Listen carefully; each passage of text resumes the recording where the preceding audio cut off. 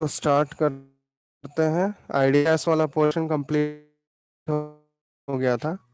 ठीक है, real gases आज स्टार्ट कर रहे हैं हम लोग। Real gases. तो चलो यहाँ ध्यान देना। आवाज नहीं आ, गैस एज्यूम करते हैं हम लोग, तो उसमें दो एजम्पशन कंसिडर किया गया था। एक था कि इंटरमोलिकुलर फोर्स ऑफ अट्रैक्शन बिल्कुल जीरो एज्यूम किए थे हम लोग। गैस मॉलिक्यूल्स के बीच में आपस में जो अट्रैक्शन फोर्स लगता है वो नेग्लिजिबल एज्यूम, ये जीरो नहीं होगा। तो यहाँ पे हम लोग रियल गैसेस में क्या होगा कि देयर आर इंटरमोलिकुलर फोर्सेस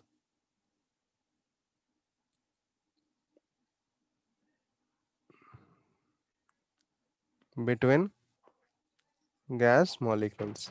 तो गैस मॉलिक्यूल्स के बीच में इंटरमोलिकुलर फोर्सेस होगा। तो पहला तो ये एजम्पशन आइडियल गैस में ये जो किए थे हम लोग। दूसरा, सेकंड एजम्पशन कि volume of the molecule is significant in comparison to the total volume of the gas या total volume of the container. मतलब आइडियल गैस में ये एज्यूम किया गया था कि volume occupied by gas molecules जो था वो total volume of the container के रेस्पेक्ट में उसको नेग्लेक्ट कर देते थे, लेकिन रियल गैस में वो नेग्लेक्ट नहीं होगा। तो यहाँ पे लिख सकते हैं volume occupied by gas molecules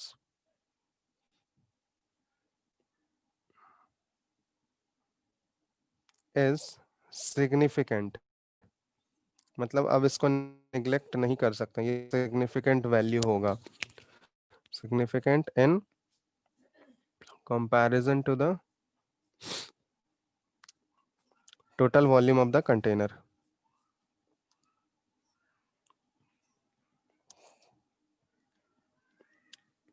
ठीक है, ये हो गया।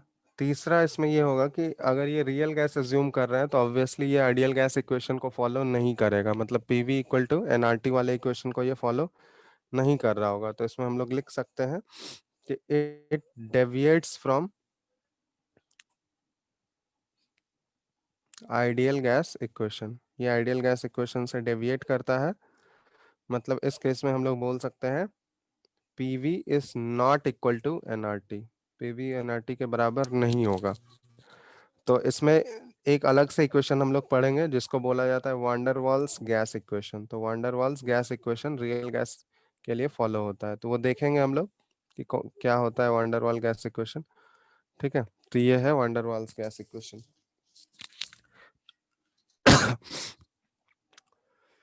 चलो, तो ये रियल गैसेस के केस में अब देखो, कोई भी गैस जो है वो ऐसा नहीं है कि रियल गैस का एग्जांपल अलग होगा, आइडियल गैस का एग्जांपल अलग होगा। किसी भी गैस को रियल और आइडियल दोनों की तरह बिहेव कराया जा सकता है, सिर्फ उसके कंडीशंस में हम लोग चेंज कर देंगे। तो कंडीशंस क्या क्या होता है, तो गैस में कंडीशंस क्या होगा, प्रेशर, वॉल्यूम, टेम्परेचर, यही तीन कंडीशंस है। तो प्रेशर, वॉल्यूम और टेम्परेचर को चेंज करके किसी भी गैस को रियल और आइडियल की तरह दोनों की तरह बिहेव कराया जा सकता है। तो वो हम लोग देखते हैं। मान लेते हैं प्रेशर, वॉल्यूम और टेम्परेचर। तो इधर लिख रहे हैं हम आइडियल गैस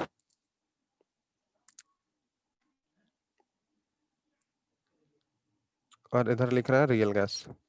ठीक है, तो अब देखो अगर हम लोग आइडियल गैस एज्यूम कर रहे हैं तो आइडियल गैस में क्या एजम्पशन था कि वॉल्यूम जो होगा, मॉलिक्यूल्स का वॉल्यूम जो है वो वॉल्यूम ऑफ द कंटेनर के रेस्पेक्ट में नेग्लेक्ट कर देंगे। तो जैसे मान लो अभी कंटेनर का वॉल्यूम इतना है, जैसे एज्यूम करो ये कंटेनर का वॉल्यूम है। ठीक है, तो इसमें क्या है, देखो ये ऐसे गैस मॉलिक्यूल्स ऐसे हैं। अब इसी कंटेनर को अगर हम लोग इतना बड़ा कर दें, ठीक है, मान लो ये कंटेनर, मतलब गैस मॉलिक्यूल्स उतना ही रहेगा, ये कंटेनर अब ऐसे कर दिए, इतना बड़ा कंटेनर कर दिया, मतलब इस कंटेनर का वॉल्यूम जो है वो 5 टाइम्स अगर मान लो इंक्रीज कर दिया हम लोग, तो अब क्या होगा देखो। तो इसमें कंटेनर का वॉल्यूम जितना ज़्यादा छोटा होगा, तो ये छोटे वॉल्यूम में ये volume occupied by gas molecules को नेग्लेक्ट करना उतना आसान नहीं होगा, क्योंकि इस volume occupied by gas molecules ये सिग्निफिकेंट वैल्यू होल्ड करेगा as in comparison to the large container, क्योंकि कंटेनर का जितना बड़ा वॉल्यूम होगा तो उसके रेस्पेक्ट में हम लोग बोल सकते हैं कि ये volume occupied by gas molecules जो है ये क्या है, नेग्लेक्ट कर सकते हैं आसानी से। बट ये छोटे कंटेनर में हम लोग नेग्लेक्ट नहीं कर सकते हैं। तो जिस कंटेनर में नेग्लेक्ट नहीं कर पाएंगे तो वो रियल गैस वाला कंटेनर हो गया, वो रियल गैस का एग्जांपल हो गया, और जिसमें आसानी से नेग्लेक्ट कर सकते हैं वो आइडियल गैस वाला केस हो गया। तो इसमें हम लोग साफ साफ दिख रहा है कि रियल गैस जिसमें हम लोग नेग्लेक्ट नहीं कर सकते, मतलब रियल गैस वाले केस में वॉल्यूम ऑफ द कंटेनर क्या है, छोटा है। तो इसका मतलब अगर वो रियल गैस की तरह बिहेव कर रहा है, इसका मतलब वॉल्यूम उसका क्या है, वॉल्यूम इज लो। और अगर आइडियल गैस की तरह सेम गैस को बिहेव कराना है तो उसका वॉल्यूम क्या करना चाहिए, वॉल्यूम हाई कर देना चाहिए, बहुत हाई वॉल्यूम होना चाहिए, ताकि आसानी से हम लोग volume occupied by gas molecules को नेग्लेक्ट कर पाए। तो पहला तो ये हो गया वॉल्यूम का। तो अगर देखो वॉल्यूम अगर बहुत ज़्यादा हाई करेंगे तो प्रेशर का वैल्यू क्या होना चाहिए, क्योंकि वॉल्यूम और प्रेशर ये दोनों इन्वर्सली प्रोपोर्शनल होता है। तो वॉल्यूम अगर हाई है तो प्रेशर शुड बी लो।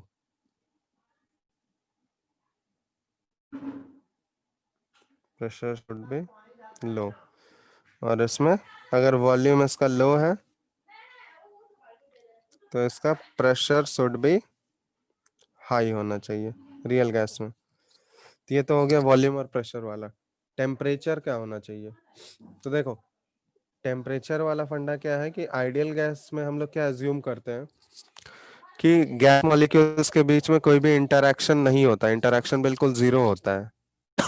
तो इंटरेक्शन जीरो के लिए क्या होना चाहिए, मॉलिक्यूल्स जितना ज्यादा दूर जाएगा अपने आप दूर जाएंगे उसका इंटरेक्शन बिल्कुल कम होते जाएगा, और जितना मैक्सिमम डिस्टेंस तक वो जा सकता है उसका इंटरेक्शन क्या हो जाए, बिल्कुल जीरो हो जाए।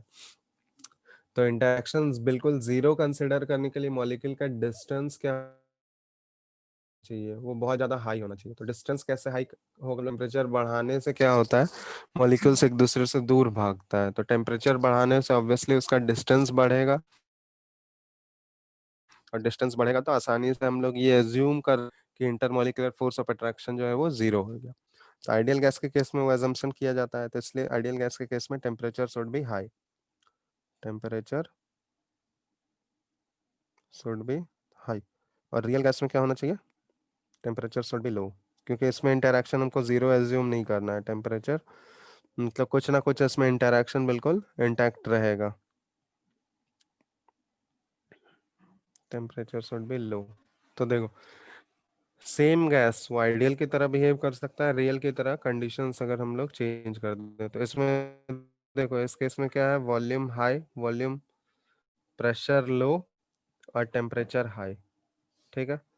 और इसमें क्या है, वॉल्यूम लो, प्रेशर हाई और टेम्परेचर लो, ठीक है। ये दोनों के कंडीशंस हैं, मतलब प्रेशर वॉल्यूम और टेम्परेचर वाले कंडीशंस को चेंज करके हम लोग किसी भी गैस का नेचर चेंज कर सकते हैं, आइदर वो आइडियल गैस की तरह बिहेव कर रहा है या फिर रियल गैस की तरह, ठीक है। तो ये डिफरेंस। हेलो, आवाज आ रहा है ना, Yes, रिस्पॉन्स दो कोई। yes, sir.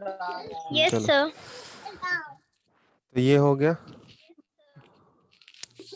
Yes, sir.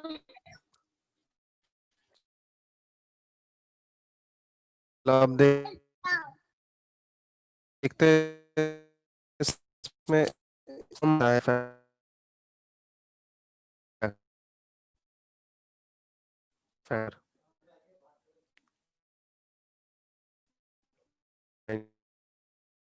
Factor. तो अगर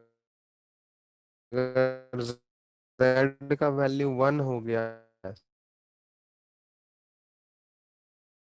1 है, तो ये नॉट इक्वल टू 1 में दो पॉसिबल, z का वैल्यू 1 गैस वाला केस है, ठीक है। आइडियल गैस में z का वैल्यू कॉम्प्रेसिबिलिटी फैक्टर जो है z वो हमेशा इक्वल टू 1 रहेगा। तो और z का वैल्यू, z का मैथमेटिकल इक्वेशन क्या होता है, z is equal to mathematical formula pv by nRT, ठीक है। ये z का मतलब ratio of volume, T. Ideal gas के केस में जानते हैं V इक्वल टू nRT अगर होगा तो Z का वैल्यू रेशियो जब लेंगे हो गया तो अब यहाँ पे ध्यान देना कि volume divided by number of moles अगर कर दें तो इसको हम लोग Vm से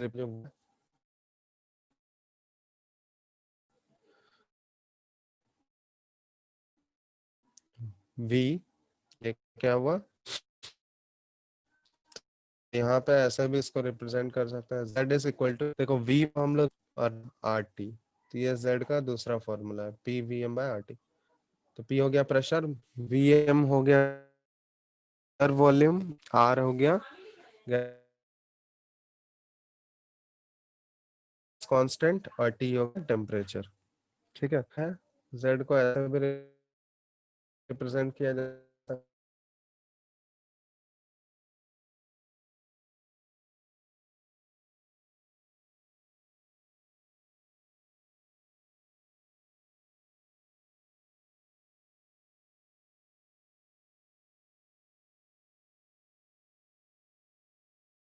में pressure into volume ideal gas का। इसका जब रेशियो लोगे तो इससे भी Z का वैल्यू आता है, इसको भी कंप्रेसिबिलिटी फैक्टर ही बोला जाता है।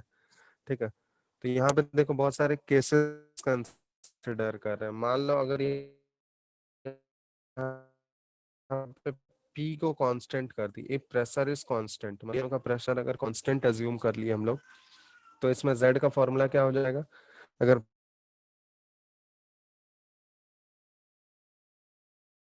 प्रेशर कांस्टेंट हो गया तो P ऊपर नीचे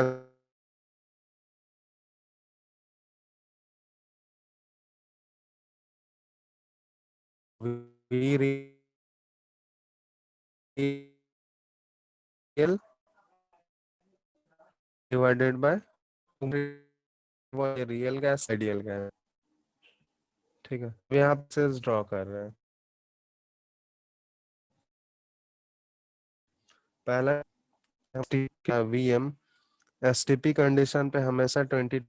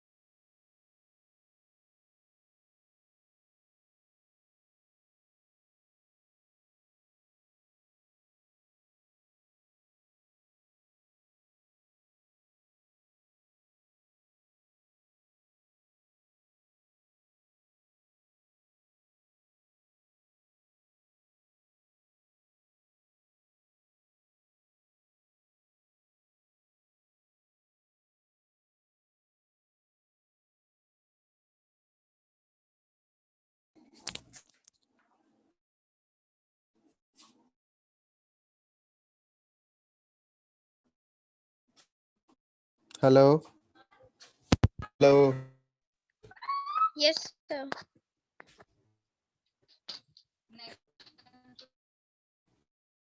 हेलो, अरे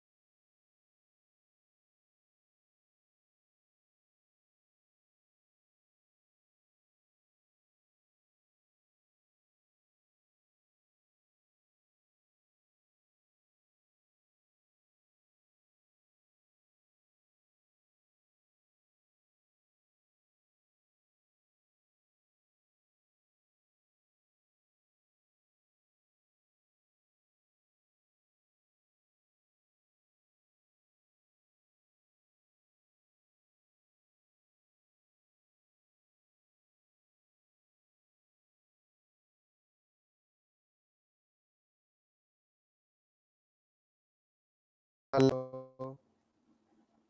hello hello. Yes, sir. Yes, sir.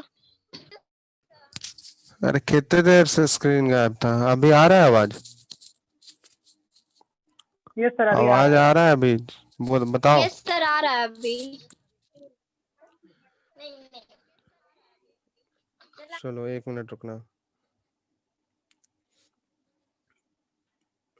दिख रहा है स्क्रीन?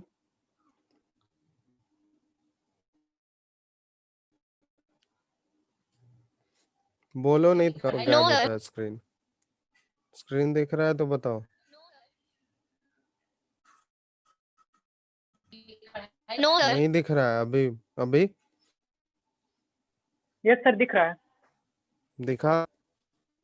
Yes sir.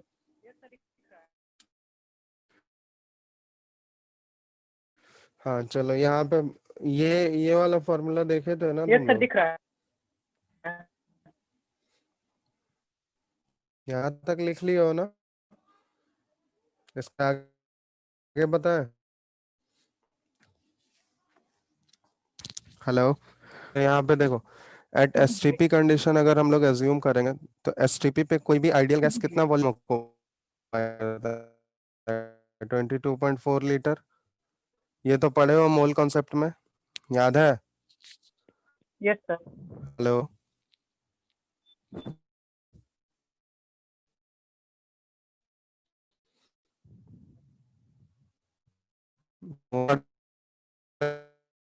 ना ये 2.4 लीटर। यहाँ पे हम रियल गैस का VM real divided by VM ideal कितना हो जाएगा? 22.4 लीटर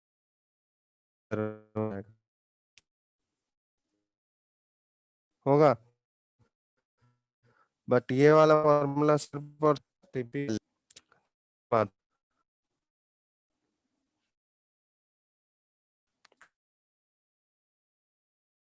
हम लोग दो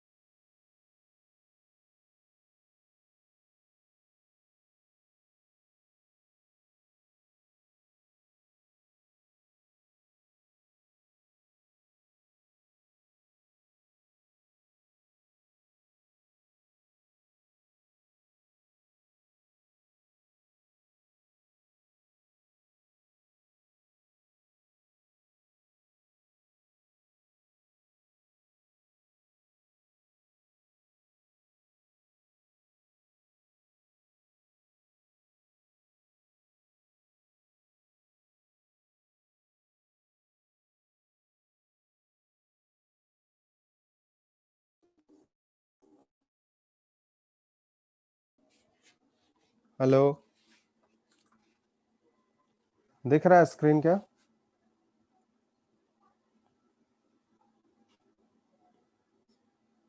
हेलो। अरे हेलो। दिख रहा है। दिख रहा है। हाँ तो ये पे तुम लोग को ये बता रहे कि z का वैल्यू अगर ग्रेटर था पूरा, बता जल्दी।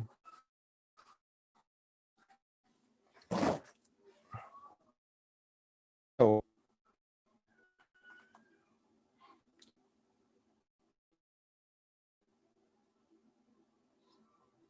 आदित्य, ऋषि,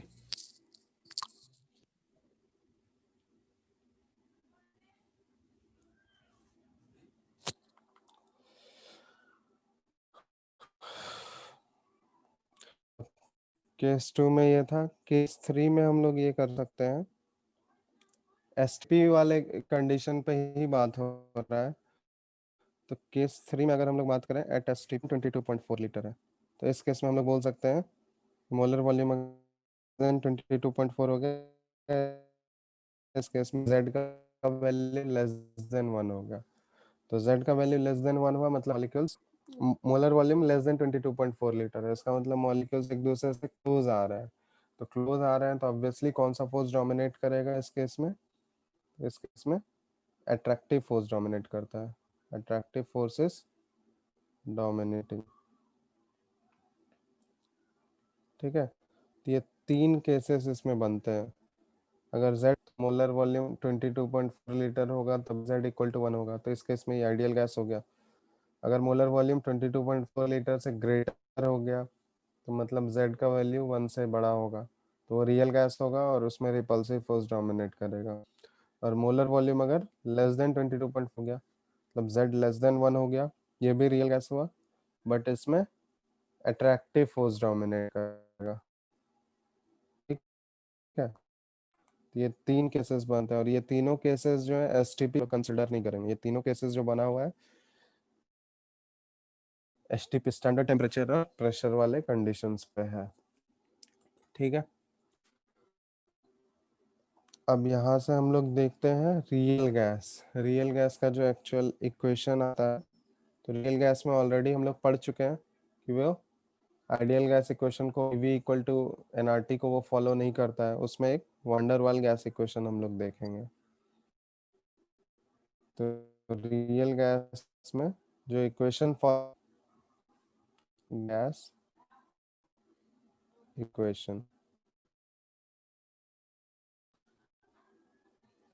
इक्वल टू एनआरटी,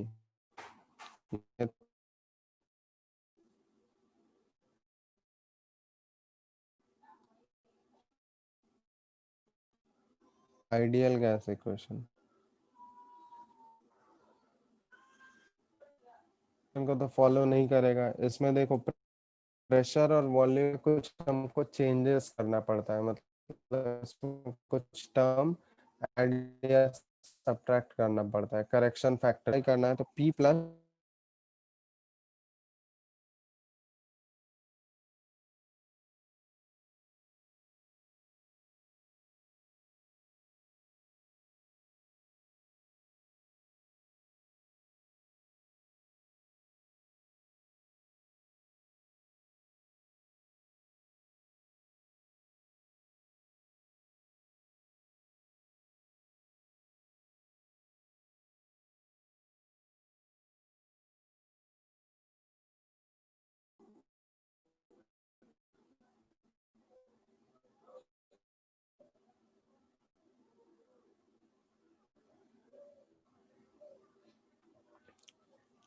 ठीक है, डेल्टा P यहाँ पे प्रेशर करेक्शन है और डेल्टा V एक्चुअली प्रेशर क्यों, प्रेशर में क्यों ऐड करना पड़ा? देखो, जैसे मान लो प्रेशर जो एग्जर्ट होता है वो कैसे एग्जर्ट होता है? जो भी गैस मॉलिक्यूल्स हैं ये क्या करेगा, इस वॉल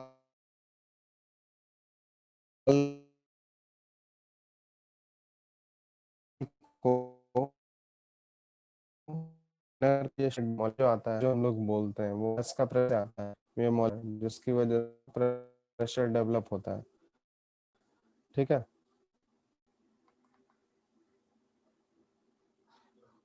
तो यहाँ पे ध्यान देना कि जैसे ही वो स्ट्राइक कर रहा है, इसका मतलब क्या हुआ कि अगर मतलब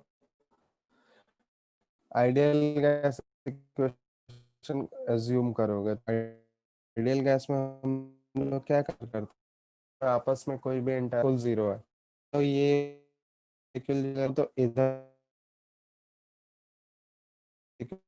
वो तो इसको अट्रैक्ट नहीं कर रहा, अपनी तरफ खींच नहीं रहा होगा, क्योंकि गैस बिल्कुल भी नहीं है, ये अपने आप अपने अकॉर्डिंग जाके स्ट्राइक कर रहा होगा। लेकिन अगर गैस तो रियल गैस में मान लो ये मॉलिक्यूल अगर स्ट्राइक करने वाला होगा इसको, तो इसके पीछे जो सारे मॉलिक्यूल्स कर रहा होगा, अपनी तरफ एक से खींच रहा होगा, तो इसको खींच रहा होगा, वेलोसिटी आने वाला था वॉल से, अब उतने से तो टक पाएगा क्या? समझ में आ रहा है? मतलब जितने वेलोसिटी से वो स्ट्राइक, उतने वेलोसिटी से अगर स्ट्राइक नहीं कर पा रहा है, इसका मतलब क्या हुआ कि जितना उसका प्रेशर डेवलप होना चाहिए था उतना प्रेशर डेवलप नहीं हो पाएगा। जो प्रेशर होगा P of ideal is greater than P of real gas, क्योंकि रियल गैस में प्रेशर जो हो जाएगा वो थोड़ा सा कम हो जाएगा, तो that will be equal to, अगर हमको रियल गैस के प्रेशर को आइडियल के बराबर करना है तो रियल गैस के प्रेशर में एक टर्म हमको ऐड करना पड़ेगा जिसको बोलते हैं pressure correction factor, delta P. तो रियल गैस में अगर pressure correction factor delta P अगर ऐड कर दिए तो ये रियल गैस का प्रेशर जो है वो किसके इक्वल हो जाएगा, आइडियल गैस के इक्वल हो जाएगा। तो इसी को बोलते हैं हम लोग प्रेशर करेक्शन फैक्टर। तो प्रेशर वाले वैल्यू में क्या करना पड़ता है, डेल्टा पी ऐड करना पड़ता है, ठीक है। अब वॉल्यूम में देखो V माइनस डेल्टा V, तो वॉल्यूम वाले टर्म में हम लोग डेल्टा V सब्ट्रैक्ट कर रहे हैं। तो सब्ट्रैक्ट करने का मतलब क्या हुआ, क्यों सब्ट्रैक्ट करने का जरूरत पड़ रहा है, क्योंकि आइडियल गैस में अज्यूम करो कि आइडियल गैस करते थे कि जो वॉल्यूम ऑफ द कहते हैं volume occupied by gas molecules भी, ठीक है, वॉल्यूम ऑफ द गैस भी जो कंटेनर का वॉल्यूम है वो वही रख लेते थे हम लोग।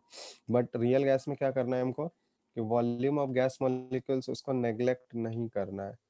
तो नेग्लेक्ट नहीं करना है तो क्या हो गया, जो वॉल्यूम ऑफ द कंटेनर होगा उसमें volume occupied by gas molecules को क्या करना होगा, सब्ट्रैक्ट करना होगा। इसलिए वॉल्यूम वाले टर्म में माइनस डेल्टा वी, ये हम लोग सब्ट्रैक्ट कर रहे हैं, अब ये वॉल्यूम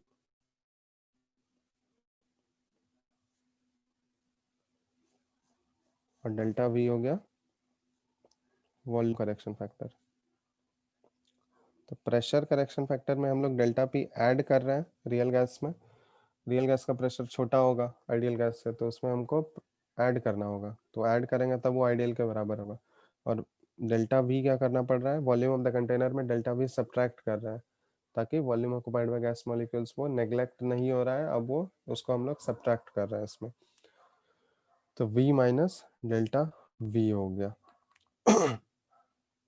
ठीक है।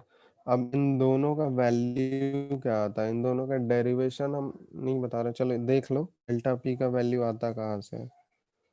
तो डेल्टा यहाँ पे लिख रहे हैं पहला केस कि डेल्टा पी जो है ये दो फैक्टर पे डिपेंड करता है, depends on two factors.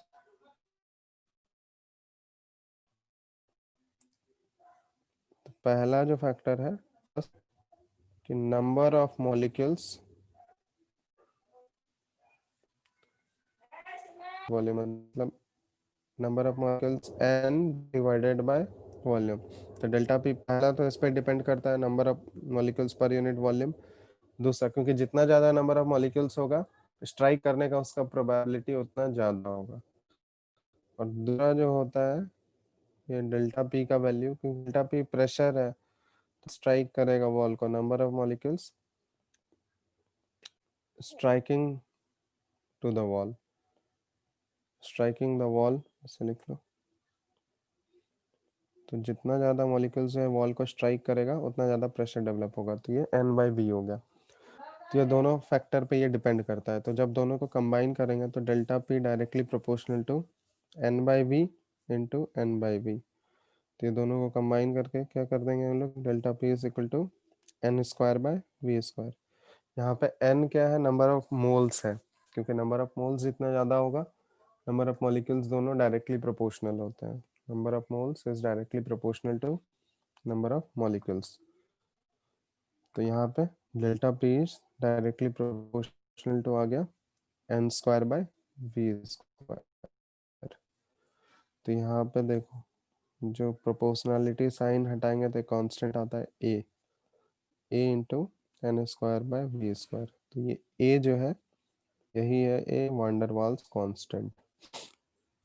Wander Waals constant, ठीक है. तो डेल्टा पी का तो ये वैल्यू आ गया, delta P is equal to a into N square by V square. अब दूसरा जो टर्म है इसमें, ये प्रेशर करेक्शन फैक्टर, दूसरा हो गया सेकंड ये volume correction factor.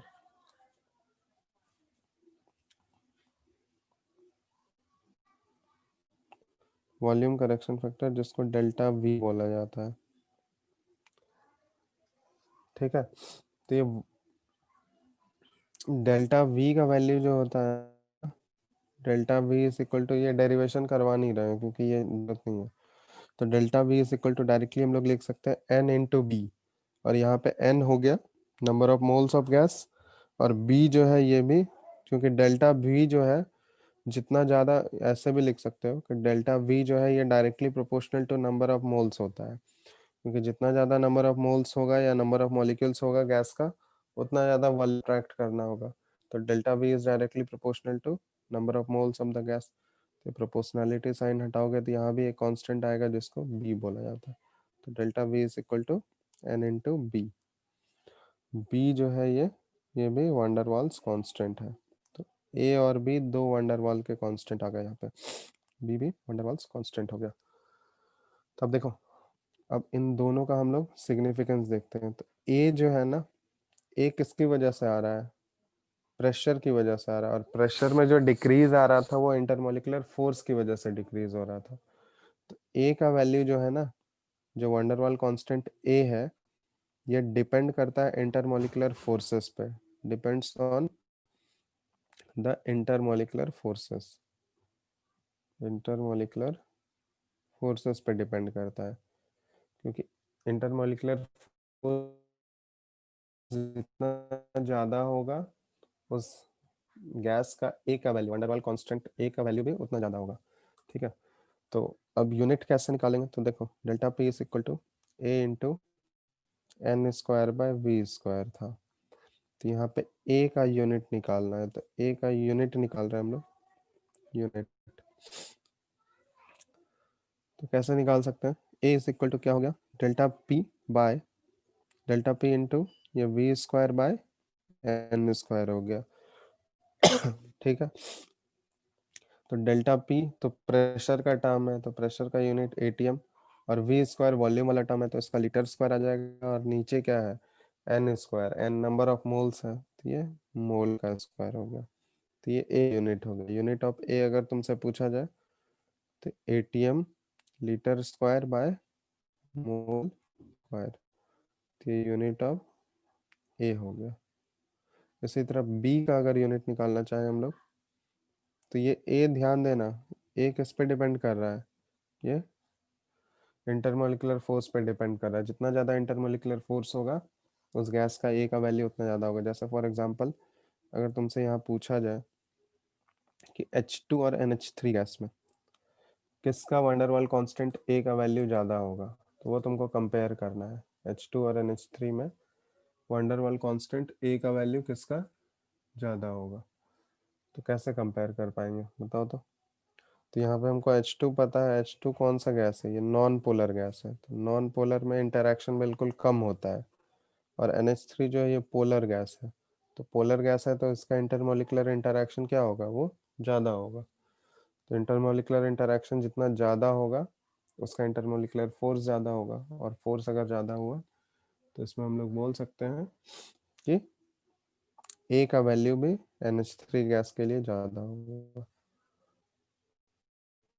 Value of A compare कर रहे हैं हम लोग, ठीक है. तो जितना ज़्यादा उस गैस में पोलैरिटी होगा उतना ज़्यादा इंटरमोलिकुलर फोर्स होगा, और उतना ज़्यादा इंटरमोलिकुलर फोर्स होगा तो उतना हम लोग बोल सकते हैं उसका ए का वैल्यू उतना ज़्यादा होगा। तो ये हो गया पहला प्रेशर करेक्शन फैक्टर, और उससे जो आया था वो कांस्टेंट, वंडरवॉल कांस्टेंट ए। दूसरा हम लोग देख रहे हैं सेकंड बी। तो बी कहाँ से आ रहा है? Delta B is equal to N into B. तो बी का अगर यूनिट तुमसे पूछा जाए तो देखो यहाँ पे, तो बी का यूनिट कैसे निकाल सकते हैं? B is equal to delta V by N. तो डेल्टा वी तो ये तो वॉल्यूम वाला टर्म हो गया, तो वॉल्यूम का यूनिट लीटर हो जाएगा, और नीचे एन है नंबर ऑफ मोल, तो लीटर बाय मोल हो गया। तो बी इज इक्वल टू ये लीटर बाय मोल। तो ये ऐसे लिख सकते हैं, ये बी का यूनिट हो गया। और बी जो है ना, वंडरवॉल कांस्टेंट बी, ये किसकी वजह से आ रहा है? वॉल्यूम की वजह से आ रहा है। और वॉल्यूम किसको रिप्रेजेंट कर रहा है? ये साइज फैक्टर को रिप्रेजेंट करता है। तो ये रिप्रेजेंट्स साइज फैक्टर, ठीक है। क्योंकि मॉलिक्यूल्स जितना ज़्यादा होगा, जितना ज़्यादा नंबर ऑफ मॉलिक्यूल्स होगा, या मॉलिक्यूल का साइज जितना बड़ा होगा, कम करना होगा। तो ये जो बी है ना, किसकी वजह से राइज हो रहा है? वॉल्यूम की वजह से। Volume occupied by gas molecules की वजह से राइज हो रहा है। तो इसलिए हम कहते हैं कि delta B, sorry, van der Waals constant B जो है, ये रिप्रेजेंट्स फैक्टर ऑफ मॉलिक्यूल्स, ठीक है। अब देखो, अब इसको हम लोग, तो इन दोनों वैल्यूज को पुट करने पे देखो क्या आ रहा है। पी प्लस क्या था? पी प्लस डेल्टा पी था, और वॉल्यूम हम लोग वी माइनस डेल्टा वी कर रहे थे, और equal to n R T, ठीक है। अब डेल्टा पी और डेल्टा, ये सॉरी, डेल्टा पी और डेल्टा वी दोनों का वैल्यू आ चुका है। डेल्टा पी क्या आया? Delta P is equal to A into N square by V square, और डेल्टा वी का वैल्यू भी आ चुका है। Delta V is equal to N into b. यहाँ पे पुट कर दे रहा है डेल्टा पी और डेल्टा वी का वैल्यू, यहाँ पे सब्सटीट्यूट कर दो। तो सब्सटीट्यूट करने से इक्वेशन क्या है? P plus A into N square B square, ठीक है। और इधर क्या हो गया? v माइनस डेल्टा v हो गया n इंटू बी, तो v माइनस एन बी, और equal to n R T. तो ये हो गया रियल गैस इक्वेशन। तो इसी को बोला जाता है वांडर वाल्स गैस इक्वेशन। यह है वांडर वाल्स गैस इक्वेशन, ठीक है। अब इसको देखो, वंडरवाल गैस इक्वेशन में अगर a का वैल्यू तुम नियरली इक्वल टू 0 पुट कर दो, और b भी 0 पुट कर दो, तो देखो तो यही इक्वेशन, ये a अगर 0 हो गया, b भी 0 हो गया, तो यही equation pv equal to nRT, मतलब आइडियल गैस इक्वेशन में कन्वर्ट हो जाएगा ये। तो ये हम लोग ऐसा भी बोल सकते हैं कि आइडियल गैस इक्वेशन जो है ना, वो एक स्पेशल केस है। किसका? वंडरवाल्स गैस इक्वेशन का, ठीक है। वंडरवाल गैस इक्वेशन से ही वो एक स्पेशल केस है, जो a equal to b, sorry a b दोनों अगर 0 एज्यूम कर लें, जो एजम्पशन हम लोग आइडियल गैस में करते हैं, तो वो किस में कन्वर्ट हो जाएगा? वो आइडियल गैस इक्वेशन में कन्वर्ट हो जाएगा। इसको हम लोग दूसरे तरीके से भी रिप्रेजेंट कर सकते हैं ऐसे। देखो, p प्लस ये a है, और n स्क्वायर को हम लोग नीचे ले जाते हैं, तो ये v बाय एन का होल स्क्वायर, यही चीज है, उसको हम लोग इस फॉर्म में लिख रहे हैं। तो देखो, p plus a by V by n का होल स्क्वायर कर रहे हैं, तो ऊपर ले जाओगे ऑब्वियसली एन स्क्वायर ही ऊपर चला जाएगा, ठीक है। तो ये एक टर्म आ गया, और इसमें दूसरा ये v माइनस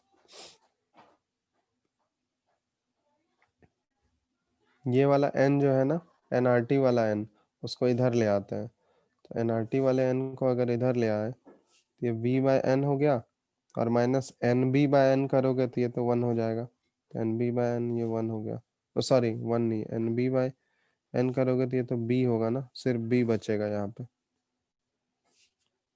तो ये b हो गया। और इधर क्या बच गया? ये आर टी हो गया, क्योंकि इसका n जो है इधर लाके हम लोग डिवाइड कर दिया इससे। तब देखो, तो v बाय एन को हम लोग किससे रिप्लेस कर सकते हैं? v बाय एन ये बताए भी थे ऊपर, मोलर वॉल्यूम vm से रिप्लेस कर सकते हैं v बाय एन। तो यहाँ पे क्या आ गया, P plus A by V by N का होल स्क्वायर है, मतलब इसको डायरेक्टली लिख सकते हैं Vm का होल स्क्वायर, मतलब मोलर वॉल्यूम का ये होल स्क्वायर होगा। और यहाँ पे V बाय N की जगह पे हम लोग Vm माइनस B पुट कर दिए, और इधर इक्वल टू ये RT हो गया। तो ये पूरा हो गया। ये भी दूसरा है, दूसरा फॉर्म है उसका, ये मोलर वॉल्यूम के टर्म में हम लोग रिप्रेजेंट किए, ये भी वांडर वाल्स गैस इक्वेशन ही है। ठीक है, ऊपर हम लोग एग्जैक्ट टोटल वॉल्यूम के टर्म में रिप्रेजेंट किए थे, यहाँ पे मोलर वॉल्यूम के टर्म में रिप्रेजेंट किए, van der Waals real gas equation. ठीक है, तो दोनों फॉर्म्स इसका ध्यान रखना। V बाय एन जो है ये क्या रिप्रेजेंट कर रहा है, V बाय एन ये Vm होता है, जिसको मोलर वॉल्यूम बोलते हैं हम लोग।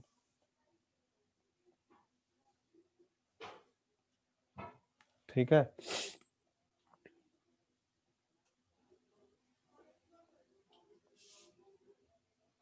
समझ में आ रहा है बात, लिख लियो यहाँ तक। Hello hello Aditya,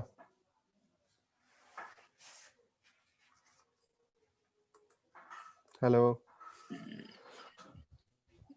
Yes, sir. हम्म, Yes, sir. बोल रहे यहाँ तक लिख लियो तो लोग Yes, sir. दिख लिया। बताओ,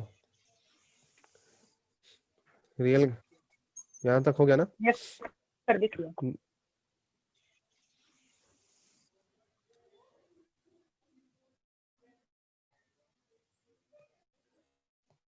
तो कुछ क्या, देखो तो एक बार, क्योंकि इसके क्वेश्चंस जो है ना, ये रियल गैस इक्वेशन हो गया, इसके क्वेश्चंस अब हम लोग नेक्स्ट क्लास में करेंगे।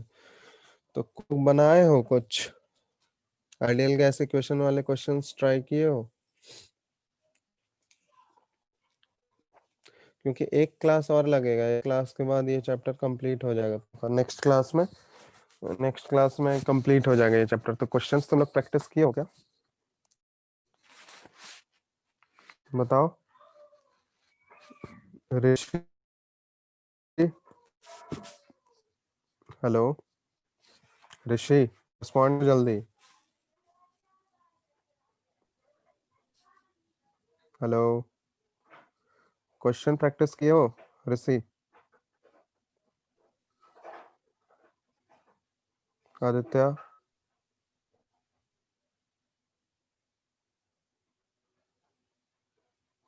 ऋषि बोलो, बनाए हो क्वेश्चन?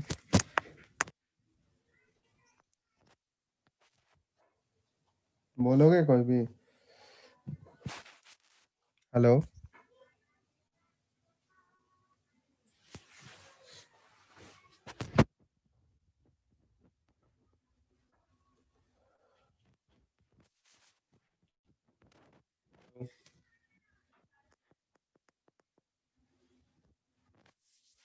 चलो तो ऐसे क्वेश्चंस हम लोग नेक्स्ट क्लास में डिस्कस करेंगे। ठीक है, यहाँ तक तुम लोग लिख लो, रियल गैस तक कंप्लीट हो गया, इसके क्वेश्चंस मतलब नेक्स्ट क्लास में चैप्टर कंप्लीट हो जाएगा तुम लोगों का।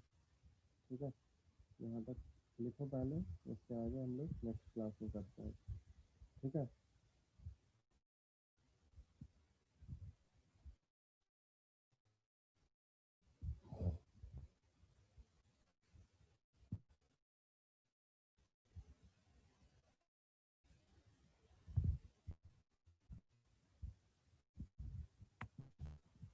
तो डिस्कस करेंगे, क्वेश्चन करके रखना, नेक्स्ट क्लास में आगे इसको डिस्कस कर लेंगे।